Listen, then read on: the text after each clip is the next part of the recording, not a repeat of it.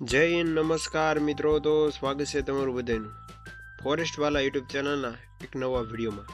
તો મિત્રો, આપણે ઘણા ટાઈમથી આ યુટ્યુબ ચેનલ ઉપર વિડીયો નથી મૂક્યો, તો હવે આપણે આગળ નેક્સ્ટ ફોરેસ્ટ ગાર્ડની ભરતી આવી રહી છે અથવા અન્ય તમામ ભરતીના છે તે આપણે પીવાયક્યુ એટલે કે અગાઉની પરીક્ષામાં પૂછાયેલા જે પીવાયક્યુ છે તેની સિરીઝ ચાલુ કરીએ છીએ.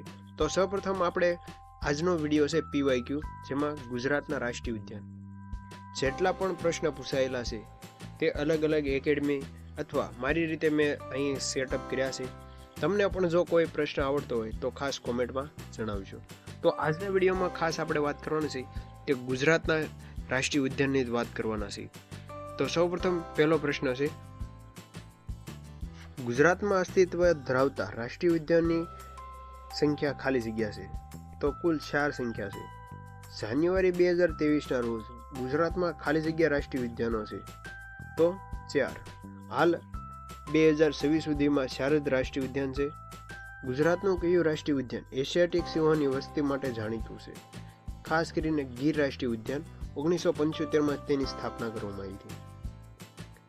એશિયાટિક સિંહો માટે જાણીતું ગીર રાષ્ટ્રીય ઉદ્યાન ગુજરાતના કયા ભૌગોલિક પ્રદેશમાં આવેલું છે? તો તમને પૂછે તો કાઠિયાવાડી દ્વિકલ્પ ખાસ યાદ રાખવાનું. ગુજરાતનું કયું અભયારણ્ય એશિયાઈ સિંહોના છેલ્લા નિવાસસ્થાન તરીકે છે તે જાણીતું છે? તો ગીર નેશનલ પાર્ક છે તે એશિયાઈ સિંહોનું છેલ્લું નિવાસસ્થાન માનવામાં આવે છે. ગુજરાતનું કયું રાષ્ટ્રીય ઉદ્યાન એશિયાઈ સિંહોની વસ્તી માટે જાણીતું છે? તો ગીર રાષ્ટ્રીય ઉદ્યાન. તમે જોઈ શકો છો મિત્રો કે રાષ્ટ્રીય ઉદ્યાનમાંથી મોટાભાગે ગીર રાષ્ટ્રીય ઉદ્યાનના જ પ્રશ્ન પૂછાયેલા છે. ગીર રાષ્ટ્રીય ઉદ્યાનને GCAની સ્થાપના એશિયાટિક સિંહ સંરક્ષણ માટે મહત્વપૂર્ણ છે કારણ કે તેનો જવાબ છે ગીર રાષ્ટ્રીય ઉદ્યાન અને આસપાસના સંરક્ષિત વિસ્તારો બંનેનો સમાવેશ છે તે થઈ જાય તે રીતે GCAની સ્થાપના એશિયાટિક સિંહના સંરક્ષણ માટે કરવામાં આવેલી છે. ત્યાર પછી મિત્રો વાત કરીએ પરંપરાગત પશુપાલન સમુદાય એવા માલધારીઓ ખાલી જગ્યામાં એશિયાઈ સિંહોના સંરક્ષણ નોંધપાત્ર ભૂમિકા ભજવે છે. તો આપણે આગળ વાત કરીએ ગીર રાષ્ટ્રીય ઉદ્યાન. ખાસ મિત્રો, જો તમે આ પીવાયક્યુ વિડીયો જોઈએ અથવા પહેલાં આપણે જે રાષ્ટ્રીય ઉદ્યાનનો અગાઉ જે વિડીયો મૂકેલો છે તે 4 રાષ્ટ્રીય ઉદ્યાન ડિટેલમાં માહિતી આપેલી છે. તો તમામ મિત્રો છે તે એકવાર અવશ્ય જોઈ લેજો, જેનાથી તમારો પાયો છે તે મજબૂત થઈ જશે.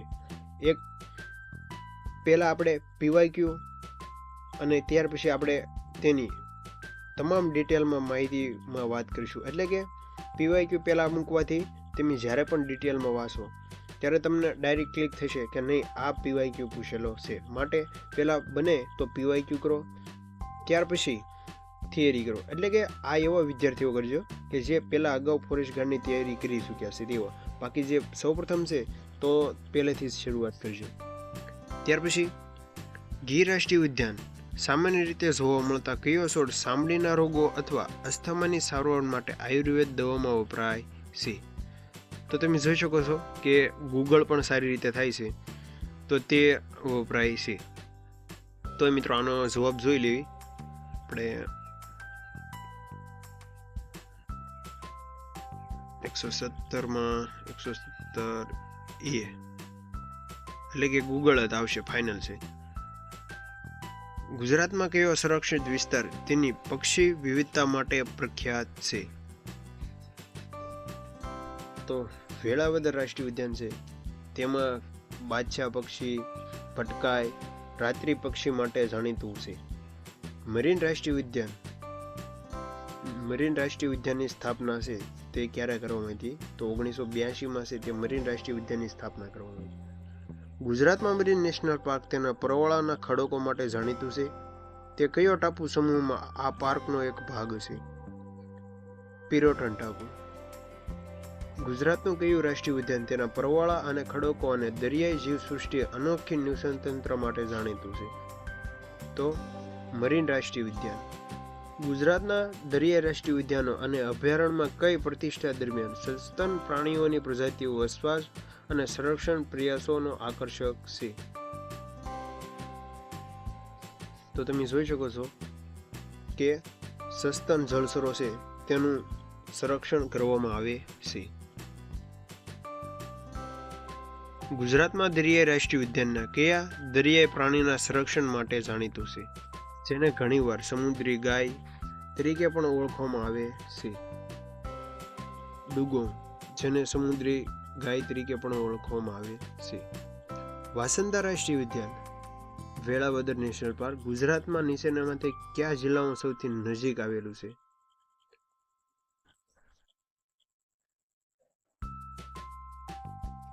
તો વાસંદામાં તમે જોઈ શકો છો કે 124માં આપણે જોઈએ તો વલસાડ.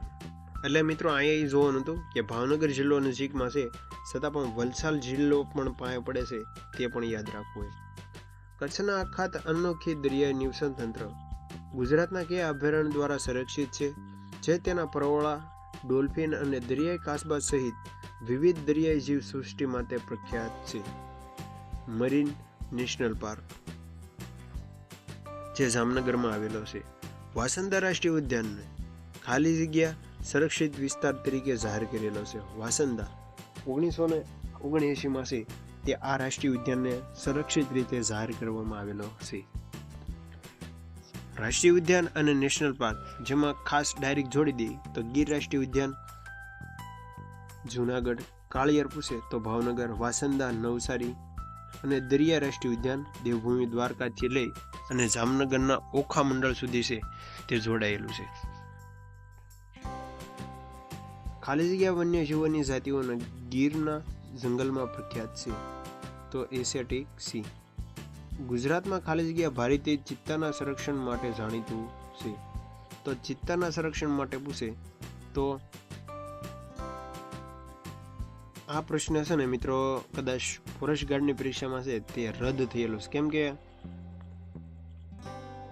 ચિત્તા માટેનું કોઈ હાલ ગુજરાતમાં છે તે કોઈ નથી, પણ NTCA દ્વારા હાલમાં જ આપણે કચ્છ જે બાયોસ્ફિયર રિઝર્વ છે તેમાં મંજૂરી આપેલી છે. ગુજરાતમાં ગીર રાષ્ટ્રીય ઉદ્યાનમાં કઈ લુપ્તતાય પ્રજાતિનું એકમાત્ર ઘર છે? તો એશિયાટિક સી. તે ખાસ યાદ રાખવું. મરીન નેશનલ પાર્ક કયા ટાપુ પર આવેલો છે? તો પિરોટન.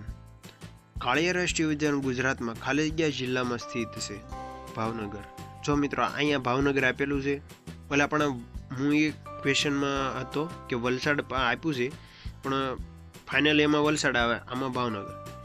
વાસંદા રાષ્ટ્રીય ઉદ્યાન નીચે પૈકી કયું વિધાન છે તે સત્ય છે? આ રાષ્ટ્રીય ઉદ્યાનમાં 1990માં સ્થાપના કરવામાં આવી હતી.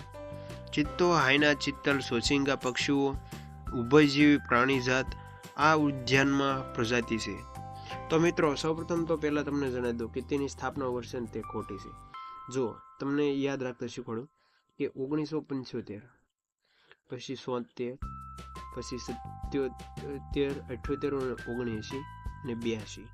એટલે કે સૌપ્રથમ પહેલા 1 પ્લસ કરો, પછી 3, એટલે કે આવી રીતે જો તમે યાદ રાખશો તમને આરામથી યાદ રહી જશે અને ક્યારે પણ ભૂલ નહીં થાય. એટલે કે આનો જવાબ આવશે આમાં ચિત્તા, હાયના, ચિત્તલ, સોસિંગા પક્ષીઓ, ઉભયજીવી સસ્તન પ્રાણીઓ આ ઉદ્યાનની મુખ્ય પ્રજાતિઓ છે. તો એક કે નહીં આવે, કેમ કે ચિત્તા, આપણે હાયના એ બિલાડી કુલની મોટી પ્રજાતિઓ અહીં જોવા નથી મળતી. ગુજરાતમાં પિરોટન ટાપુ વિશેના નીચેના પૈકી કયું વિધાન સત્ય છે? તે દેશનો સૌપ્રથમ દરિયાઈ રાષ્ટ્રીય ઉદ્યાન છે.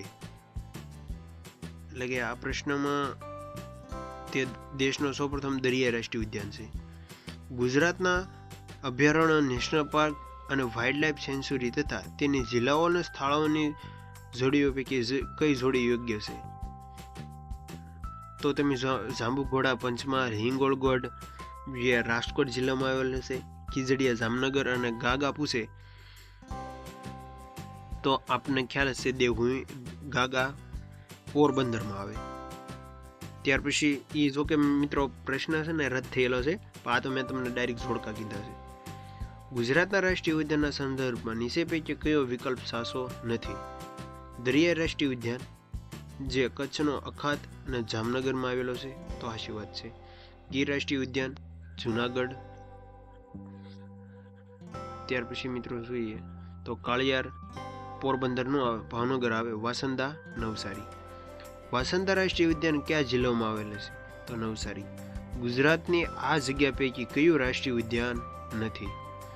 તો વેળાવદર, વાસંદા, ગીર અને હજી એક કયું બાકી છે તે મને કોમેન્ટમાં જણાવી દેજો. જો તમે ફોરેસ્ટ ગાર્ડની તૈયારી નળ સરોવર નથી. ગુજરાતમાં કેટલા રાષ્ટ્રીય ઉદ્યાનો આવેલા છે? તો 4 રાષ્ટ્રીય ઉદ્યાનો આવેલા છે. ખડમોર પક્ષી કયા રાષ્ટ્રીય ઉદ્યાનમાં અભયારણ્યમાં જોવા મળે છે? તો વેળાવદર રાષ્ટ્રીય ઉદ્યાન, જે પક્ષીઓ માટે આપણે આગળ પ્રશ્ન હતો તે મુજબ જોવા મળે છે. ગુજરાતમાં સમુદ્રી રાષ્ટ્રીય ઉદ્યાન ક્યાં આવેલું છે? પિરોટન ટાપુ, જે જામનગરમાં આવેલો છે. વેળાવદર રાષ્ટ્રીય ઉદ્યાન નીચેનામાંથી કયા પ્રાણી માટે પ્રખ્યાત છે? વેળાવદર પૂછે તો બ્લેક બક કાળિયર માટે છે તો જાણીતું છે. બ્લેક બક રાષ્ટ્રીય ઉદ્યાનનું સ્થાન ખાલી જગ્યા છે ભાવનગર જિલ્લો. હવે નેક્સ્ટ વિડીયોમાં આપણે મિત્રો ભારતના રાષ્ટ્રીય ઉદ્યાન, ત્યાર પછી અભયારણ્ય, જે મુજબનો ટોપિક હશે એ જ મુજબના આપણે પીવાયક્યુ લાવશું અને આનું પ્લેલિસ્ટ બનાવી દઈશું, જેનાથી મિત્રો તરત શોધી શકે. મળીએ નવા વિડીયો સાથે. ત્યાં સુધી તમને કયા પ્રશ્નમાં કન્ફ્યુઝ રહ્યું એટલે અથવા તમને કયો પ્રશ્ન ન આવડ્યો તે કોમેન્ટમાં જણાવી દઈશું. જય હિન્દ, જય ભારત.